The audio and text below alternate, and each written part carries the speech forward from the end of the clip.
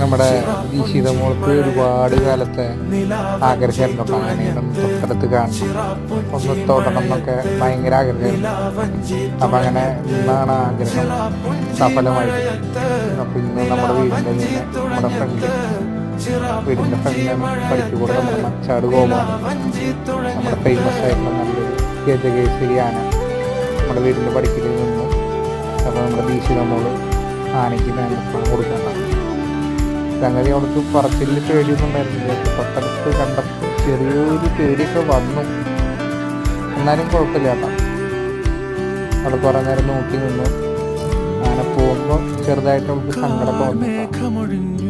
അങ്ങനെയൊന്നും നമ്മുടെ ദീക്ഷിത മോളുടെ ഒരു ആഗ്രഹം സഫലമായി.